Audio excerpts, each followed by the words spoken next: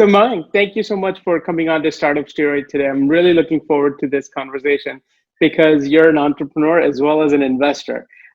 So I really want to pick your brain from both perspectives and sort of learn that journey. But before we get into the specifics, tell us about yourself. I know you're highly educated, obviously, but tell me how you sort of started your entrepreneurial journey.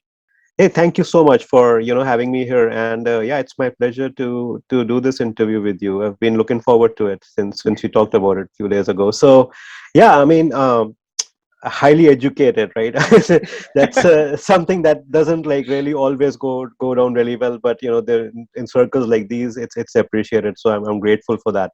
So yes, I am an attorney. I practice in the area of business law. Business law meaning corporate law, corporate setups, merger and acquisitions, taxation, those kind of things, and then do contracts, a lot of contracts for businesses. So contract reviews, contract drafting, civil litigation in that area, and then also do side of immigration law, because that comes with the cultural identity that I come here with Hmm. to the US. So it happens that a lot of my friends and colleagues, they need immigration support all the time. So that's one area that I do also.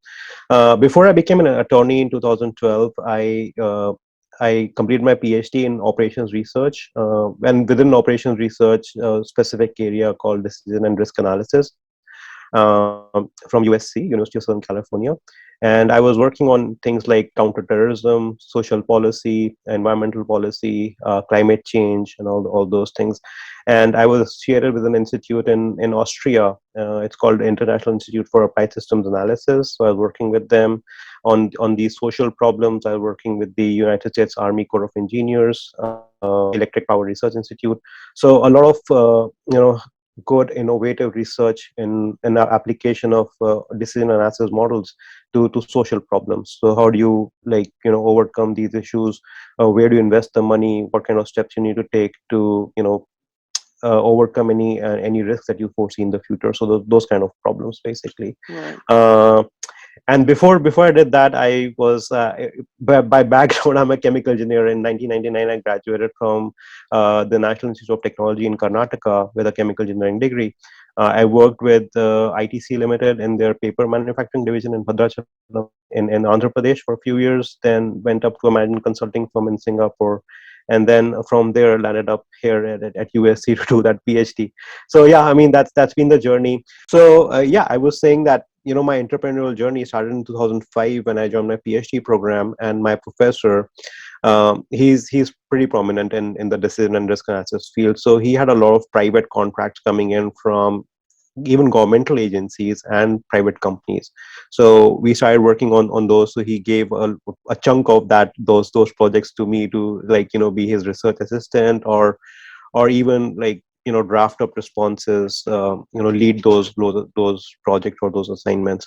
So that's where it started, and then I got really involved in it, and I started reaching out to other companies. I started reaching out to agencies, writing proposals and all of that.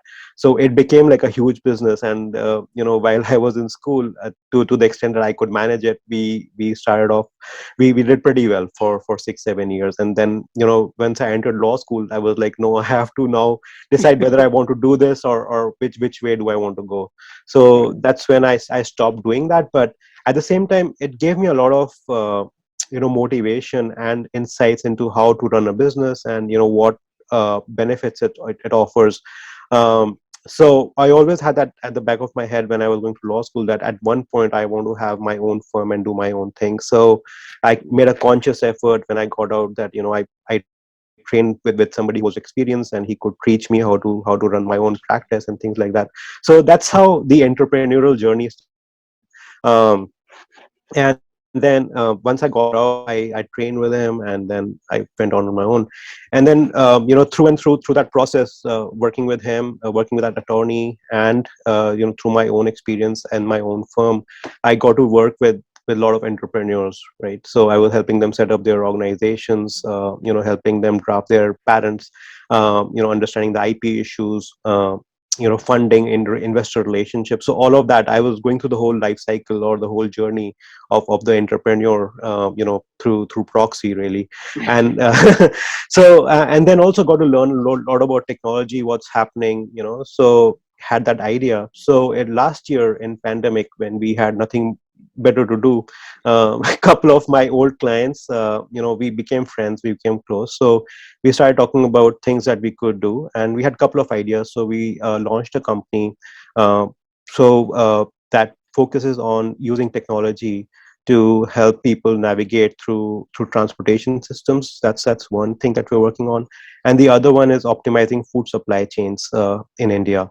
So those are two things that we're working on right now. And then as an investor, it's very interesting how that happened.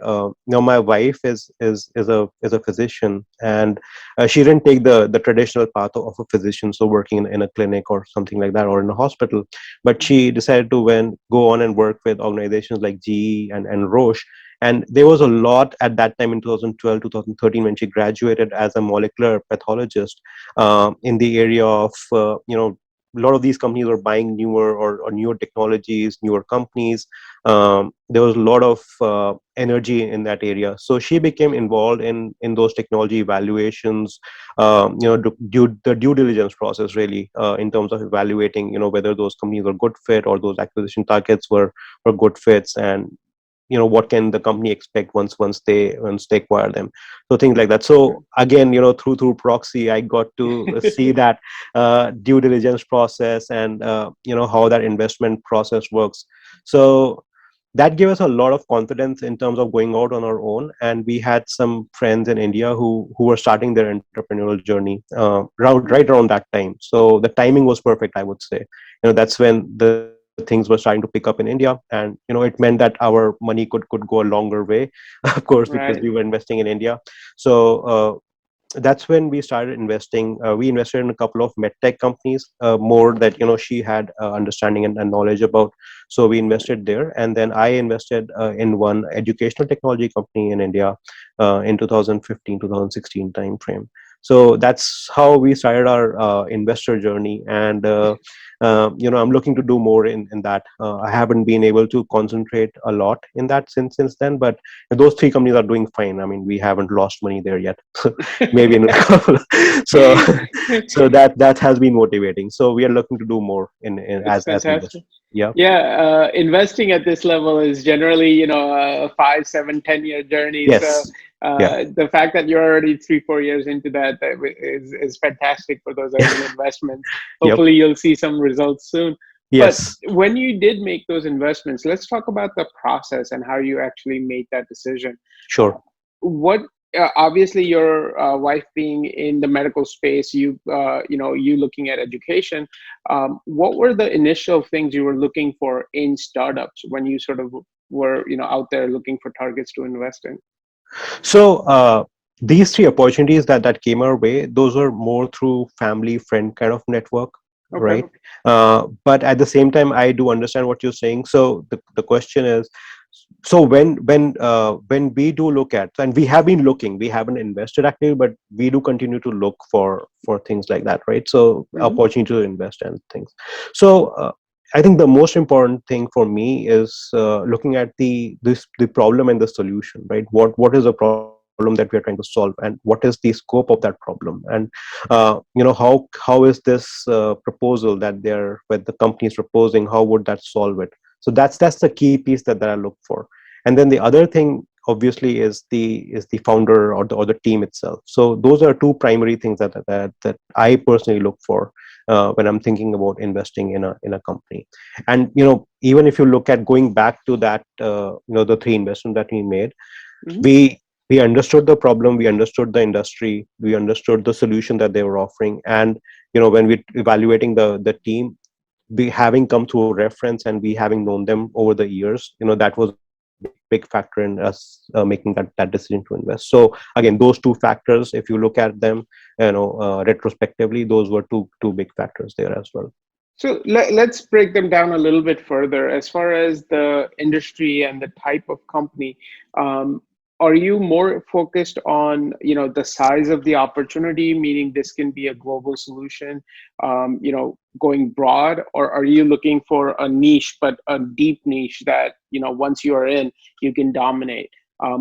How do you think about those kinds of issues when you're looking at a industry that you like? So that's a good question, actually.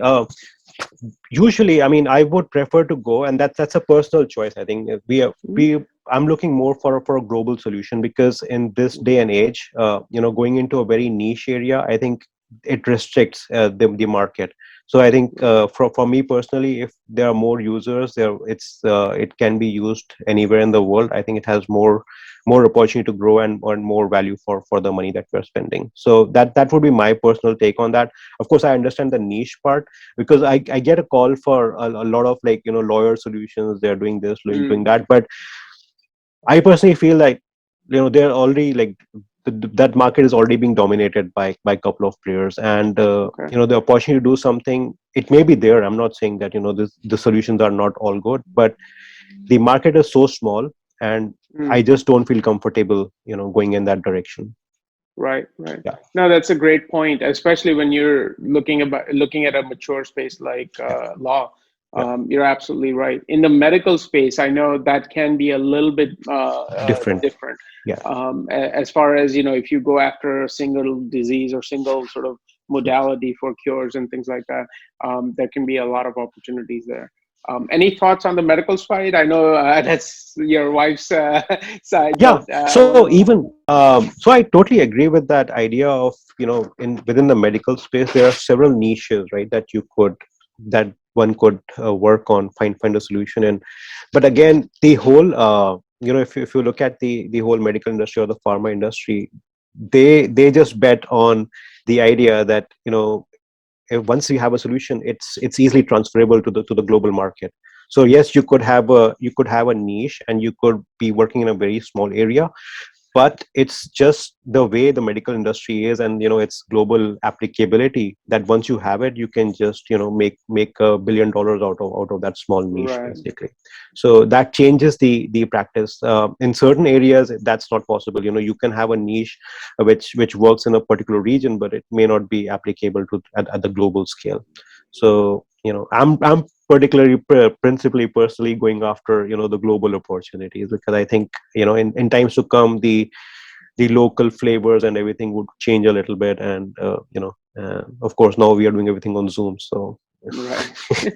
it No, won't matter. absolutely, absolutely. So, and let's talk about the other side also. When you're looking at, either the founder or the founding team, what are the main things that you want to see in that team, um, as far as, the individuals go, characters, backgrounds? What sort of stands out to you?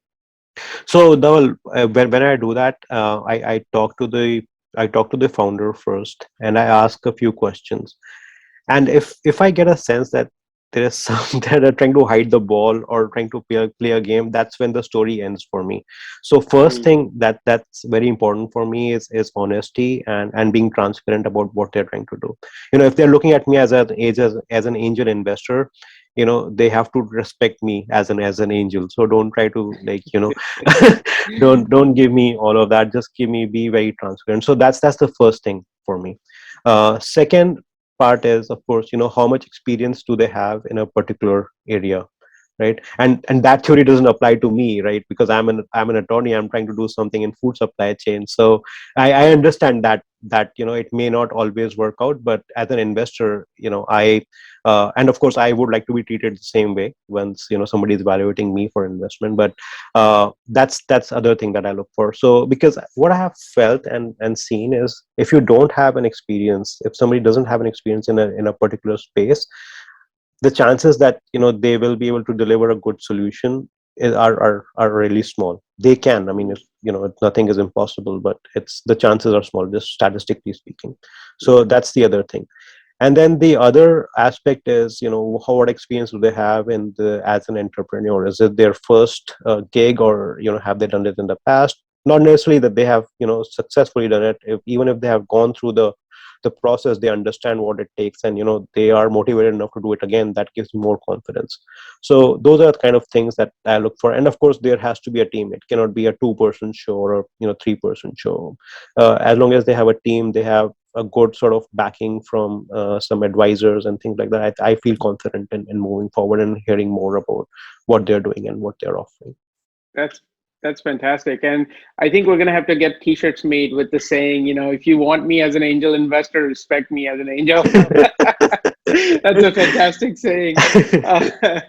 Uh, Thank you. let's continue down the process. With the 4 companies that you have invested in, what are sort of the key things that you've been sort of focused on since the investment? When every time you talk to the CEOs of those companies, what are the things that you look for that is the company on the right trajectory? Are they hitting the right milestones? Yes, so I'll talk about the medtech one first, because those are the more mature ones. So there, what we have focused on is helping them develop the right team, because they were really like operating in a niche, as you mentioned, right? Right. So really like focus on a new technology and how to enable that technology to make it more clinically robust and things like that. So that's what they were working on. So we have helped them develop the right team, the right set of like people to grow. And in the med tech space especially, and that has been my wife's experience through her career, that not having the right experienced team, it's like it's a killer. Basically it kills the whole thing. So that's where we have focused our energy on. The second thing we have done for them is helping them make the right connections. How do they sell the product? Where's the market? How do you reach out to the next set of like bigger and bigger customers? And how you grow your product basically. And the product grows because of the employees. I mean the people who are working there, so they are experienced, but having made those right connections with the right customers, I think that's really critical in their journey. So those are the things that we have been helping them with over the last 5 years now. And we have also helped them get to the next level of investments. So we made those connections here and in India. So we have helped them in their journey in finding the right sort of like strategic investors, if you will. So that's what we have done in those. Fantastic. Yeah. Yeah. And I think with your background as an attorney and connecting with a Yeah. broad spectrum in the industry, I think that's super helpful. Yeah. So going forward, you said you are looking to make more investments, you're looking for startups. We talked about the industries that you like and don't like, but what are you looking for going forward? So do you mean in terms of industries, or what Yeah, opportunity? industry size, teams, what are you looking to add to your portfolio? So yeah, couple of areas that are really really close to my heart, Dhaval. And again, coming more from our own personal experiences, growing, coming to the US at a young age, missing our home food and things like that. So and Yeah. the stories from our grandmothers and those kind of things. So what I feel very personally connected to is having some kind of uh, a startup where we are able to get the home flavors, like my grandmother's home cooked meal for me. So that's one thing that's really close to my heart. So I'm trying to find some startups in those areas, so who are working on how do you get that flavor or that taste here, or globally, that how do Mm. you get your grandma's halwa out of her kitchen to all over the globe. So whether you're in Right. Sydney, London, or Los Angeles, how do you get that here? So that's one thing that's really close to my heart. The other one that I see a really big opportunity, and again coming more from our experience growing up in India, and my father used to work with the United Nations, so he was working with the development agency So he did a lot of like impact work, as we call it today, the impact work. Those time it was not called impact work, this is just traditional work for him. So he helped grow a lot of rural industries, or small scale industries, cottage industries as they are called in India. So I see a huge potential in doing something in the impact space, social impact space, working with smaller communities, looking at their traditional products and services, what they can offer, and that, I think there's a market for that here and globally, and there's a huge potential for them to grow as communities if we were to do something in that space. So those are two areas that are really close to my heart. I'm looking to do something in those areas really in the near future. Fantastic. Yeah, I mean, impact investing right now is, I mean, it's become a buzzword, but Yeah. it's a huge area where there's a lot of activity. So that's and fantastic. and fortunately, I mean, by design or by destiny, having come from India, where we could have that potential. We can't do in social impact investing in the US, but we can certainly do that in India. Right. So we can leverage our cultural background and our identity to make that more meaningful in those regions. Yeah. Absolutely. Absolutely. That's fantastic. So, Mike, I'm going to wrap this up with the last question that I always ask every investor that I come bring on. Sure. And that is to give an action step to the founders that might be listening. So what is the one thing that they have to do before they, make that first call or send you that first email? What is the one thing that you look for in a startup? So, Dhaval, I'll tell you the story a little bit. It'll give me a couple of minutes. So, Yeah, over absolutely. the last year and a half, especially since pandemic started, maybe it's happening more. So, I've been a lot of people have been contacting me over LinkedIn and things like that. They're founders looking for investment. So, I'm always happy to listen and talk to them. But what I have found, and it really upsets me, not upset me to the point that I don't want to talk to them anymore, but it upsets me to the point where I feel, okay, you're not ready, is that they don't seem to have a pitch ready to go. They don't Mm. seem to have a deck that's ready to go in a manner that's ready for an investor to read. They don't have those details out. So I start out, I talk to them, they tell me a little bit about what they're doing, but they don't have like a solid, well prepared elevator pitch or a 5-minute pitch that they could give me. And then when I ask them, where's your deck? They say, okay, give me a couple of days, I'll give it to you. And then I wait for 2 weeks. And, it shows up, it's not, it appears that it's not, well done, and a lot of missing pieces in there. So I have to go back again and ask them for those details. So my advice would be, when you, even before you start reaching out, practice your pitch, have a pitch, have your deck. If it takes, talking to somebody who has done it before, talk to them, make sure that it's, in a very presentable manner, so that it creates a very good solid first impression. Otherwise, you're losing out on those points basically, and you're also becoming part of the crowd. So if you want to rise above that 100, rise into the 2%, then be ready with that. So that would be my advice to them. Absolutely. That's such fantastic advice. Be prepared when you're approaching investors. Be prepared to talk to an investor. Great point. Great point. And I love your saying about the elevator pitch, right? That 30 to 60 second, you need to be able to communicate exactly what you're doing. Yeah. And you don't need to tell me the whole story. Just hook me in. Yeah. And if you can get, that 30 to 60-second story right, then we can have a half-hour conversation. Exactly. It's a step, right? It's a step-by-step process. So if you Right. don't do the first step right, chances are you're not going to the second or third step. So yeah. Absolutely. Absolutely. Well, thank you so much, Mayank, for No, coming thank you. on. Fantastic advice for the founders.